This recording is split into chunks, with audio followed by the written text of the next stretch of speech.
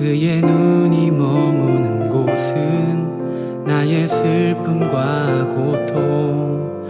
고개를 들어 그의 눈을 볼 때에 난 알았네.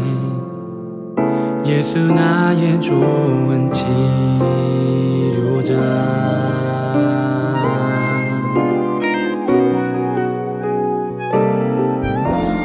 예수 나의 좋은 치료자.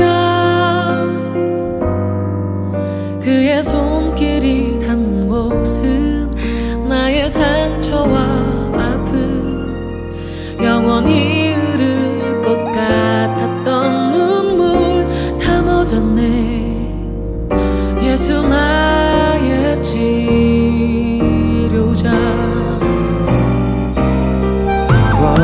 나 노래하리라. 전한 나를 돌아보신 구세주를 찬양해. 하늘 닿는 곳까지 내 손 들리라. 예수 나의 치료자. 노래하리라. 전한 나를 돌아보신 구세주를 찬양해. 하늘 닿는 곳까지 내 손 들리라. 예수 나의 치료자.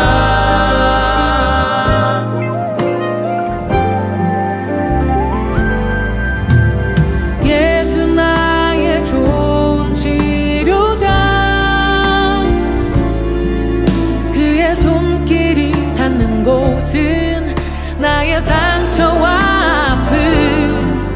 영원히 흐를 것 같았던 눈물 다 멎었네. 예수 나의 치료자.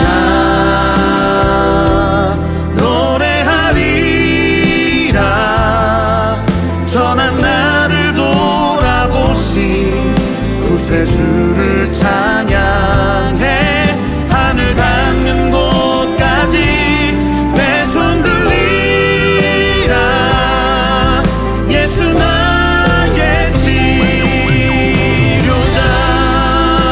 어떤 어려움도 깊은 절망도 수많은 괴로움과 슬픔도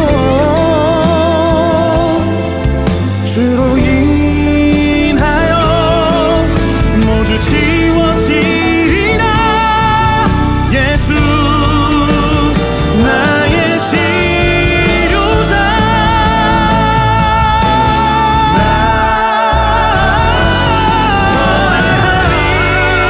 노래하리라. 전한 나를 돌아보신 구세주를 찬양해. 하늘 닿는 곳까지 내 손 들리라. 예수 나의 치료자.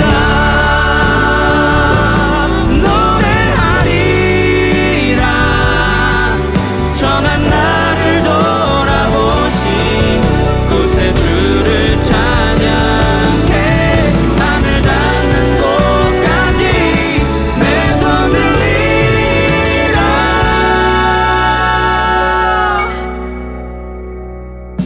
예수 나의 주. 예수 나의 힘. 예수 나의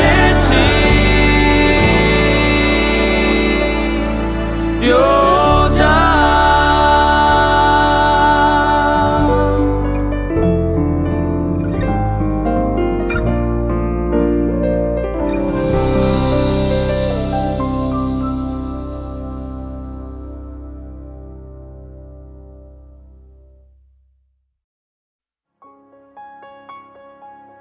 나아만 사람 소발이 대답하여 이르되 말이 많으니 어찌 대답이 없으랴. 말이 많은 사람이 어찌 의롭다 함을 얻겠느냐. 내 자랑하는 말이 어떻게 사람으로 잠잠하게 하겠으며 내가 비웃으면 어찌 너를 부끄럽게 할 사람이 없겠느냐. 내 말에 의하면 내 돈은 정결하고 나는 주께서 보시기에 깨끗하다 하는구나. 하나님은 말씀을 내시며 너를 향하여 입을 여시고 지혜의 오묘함으로 내게 보이시기를 원하노니 이는 그의 지식이 광대하심이라. 하나님께서 너로 하여금 너의 죄를 잊게 하여 주셨음을 알라. 내가 하나님의 오묘함을 어찌 능히 측량하며 전능자를 어찌 능히 완전히 알겠느냐. 하늘보다 높으시니 내가 무엇을 하겠으며 소울보다 깊으시니 내가 어찌 알겠느냐. 그의 크심은 땅보다 길고 바다보다 넓으니라. 하나님이 두루 다니시며 사람을 잡아 가두시고 재판을 여시면 누가 능히 막을 소냐. 하나님은 허망한 사람을 아시나니 악한 일은 상관하지 않으시는 듯하나 다 보시느니라. 아멘. 할렐루야. 말씀으로 여는 하루, 오늘도 주신 말씀 중에 우리 하나님의 충만한 은혜가 함께 하시길 간절히 축원합니다. 우리는 때로 내가 아는 지식이 전부라고 생각할 때가 있습니다. 또는 내가 직접 경험한 일이나 그로 인해 갖게 된 생각들도 항상 옳다고 이렇게 생각하죠. 우리는 그러한 생각을 확신이라고 부릅니다. 그리고 그러한 확실한 생각이나 지식들을 자연스레 다른 이들에게 관철시키려고 합니다. 하지만 아무리 똑똑한 사람일지라도 경험이 많은 지혜자라도 무조건 맞거나 항상 옳을 수만은 없습니다. 왜냐하면 우리는 하나님이 아니니까요. 한 발 물러서서 조금 더 겸손해도 되는데 우리는 그러지 못하죠. 그리고 결국은 우리의 일방적인 확신은 다른 이에게 아픔을 주거나 잘못된 결론에 이르게 합니다. 오늘 말씀도 그렇습니다. 오늘 본문 4장부터 14장까지 이어지는 이 욥과 세 친구들 사이의 첫 번째 논쟁 중 가장 마지막 친구 소발의 변론의 이 시작입니다. 하지만 이 소발의 주장도 이 앞선 두 친구들의 말과 크게 다르지 않습니다. 그 역시도 욥의 마음을 살피기보다 현실적인 인과 응보로 이 욥의 고난의 원인이 그의 죄에 있음을 주장하며 회개를 촉구하고 있습니다. 더욱이 소발은 이 앞선 두 친구들보다 오히려 더욱 독선적이며 노골적으로 이 욥을 정죄하고 비난하고 있습니다.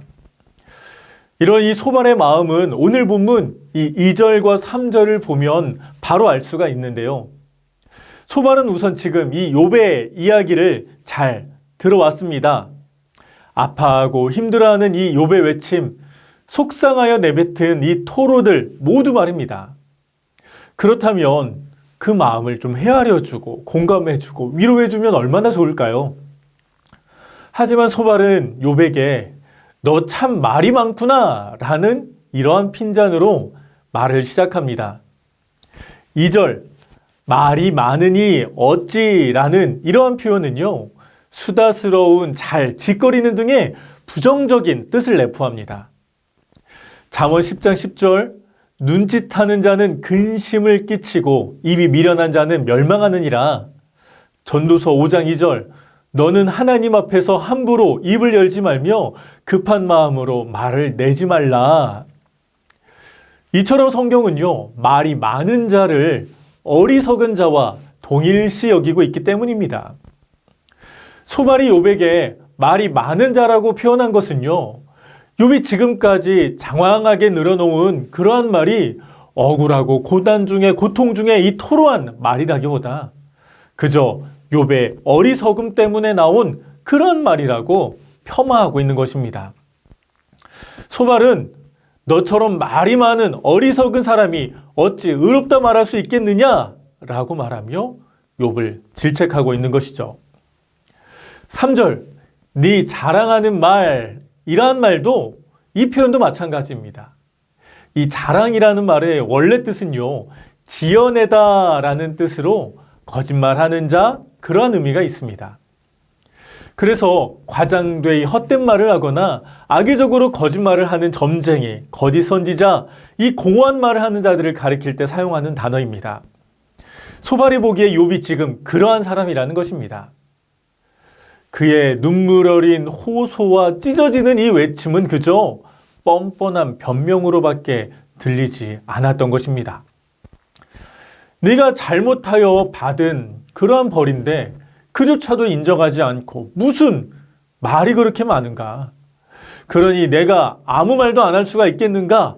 자, 들어보게! 라고 말하며 자신의 본격적인 주장을 이어나갑니다. 4절, 내 말에 의하면 내 돈은 정결하고 나는 주께서 보시기에 깨끗하다 하는구나. 이 말은요, 욥아, 네가 네 입술로 말하기를 내 돈은 정결하고 나는 주께서 보시기에 깨끗하다라고 말하는구나. 아니 어쩜 그런 말을 네 입으로 그렇게 아무렇지 않게 말할 수가 있냐. 너 양심이라는 게 있니? 와, 뻔뻔하게도 해라. 지금 이런 분위기예요. 소반이 보기에 욥의 저러한 태도가 상당히 거슬렸던 모양입니다. 그래서 이렇게 단호하고 무자비하게 욥에게 말을 하고 있는 것입니다.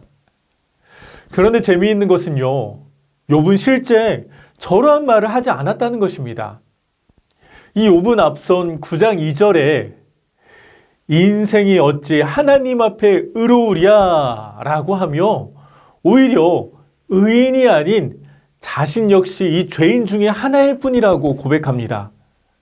물론 이 소발이 오해를 할 만한 그러한 말을 한 적도 있습니다.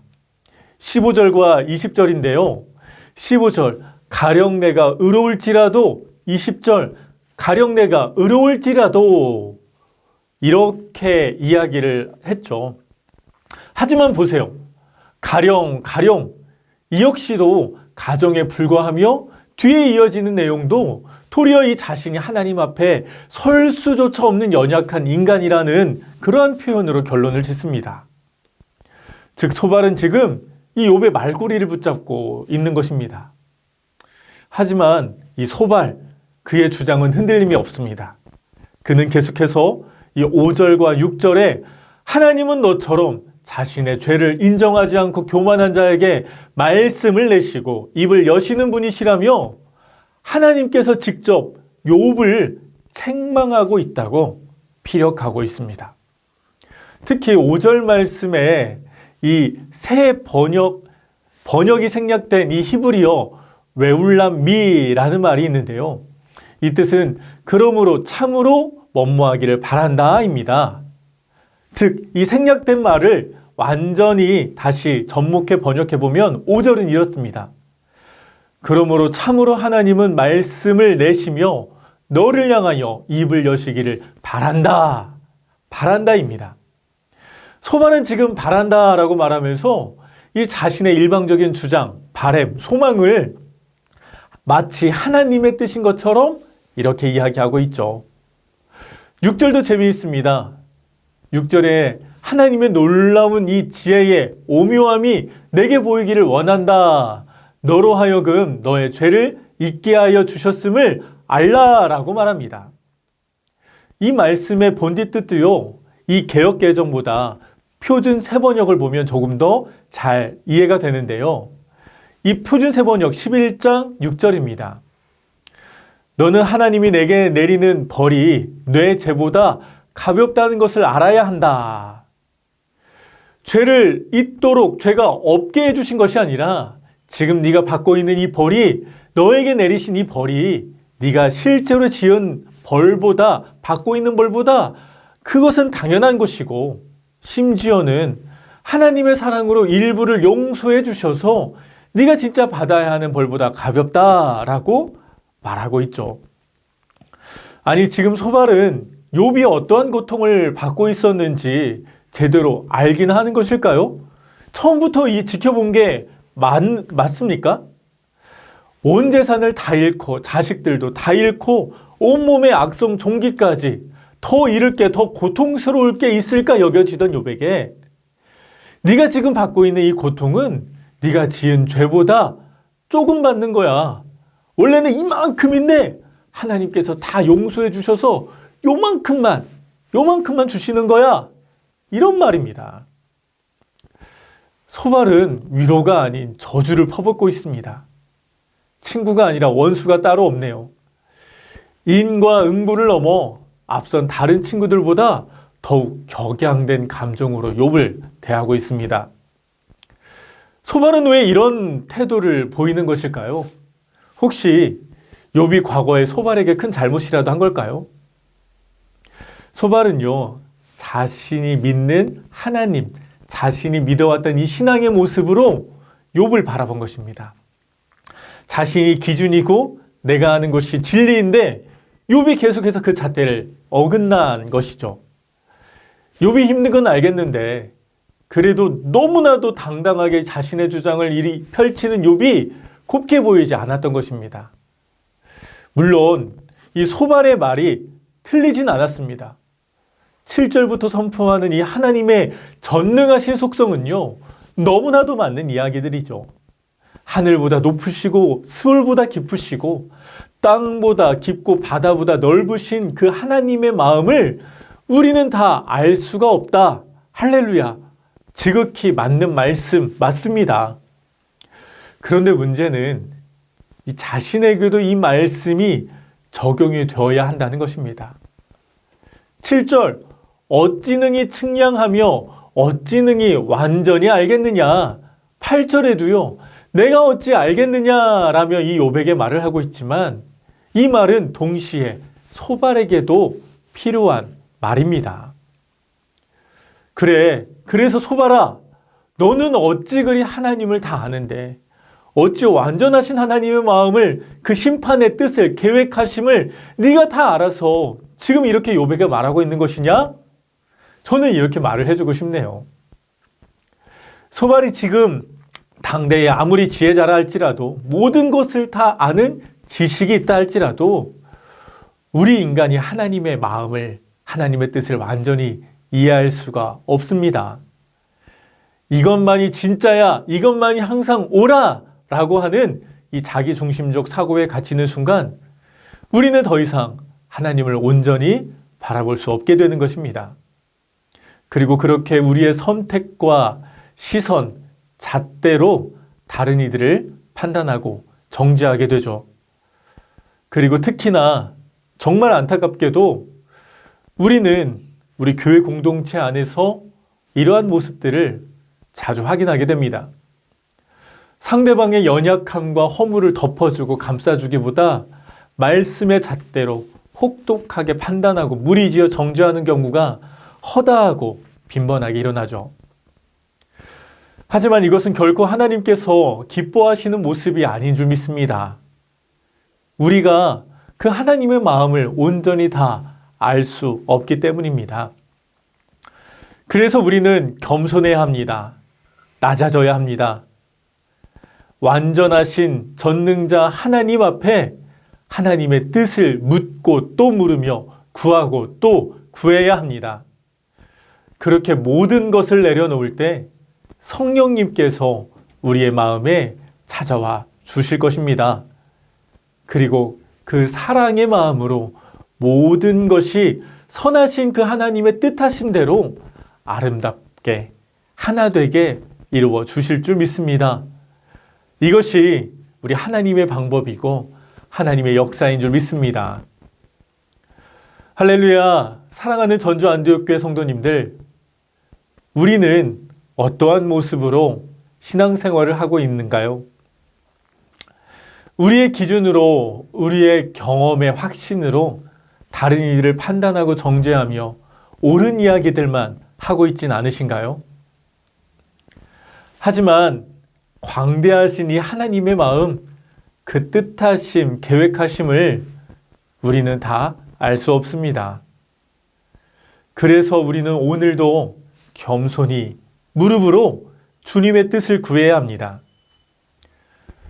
사랑으로 함께 울고 함께 웃으며 아름다운 천국 같은 교회, 천국 같은 가정 이루어 나가는 저와 여러분 되시길 주님의 이름으로 간절히 축원합니다. 이 시간 말씀을 기억하며 함께 기도하시겠습니다. 하나님, 하나님의 전능하심을 믿으며 하나님께 겸손히 뜻을 구하고 그 뜻하심대로 사랑하며 섬기며 이해하며 용서하는 우리가 되게 하여 주시옵소서. 둘째로는 코로나19로 농촌, 개척, 해외 선교사님들의 이 사역 중에 힘과 능력을 더하여 주시고 다음 세대를 향한 교회 건축의 비전을 이루어 주옵소서. 우리 주님 이름 한번 외치며 함께 기도하시겠습니다.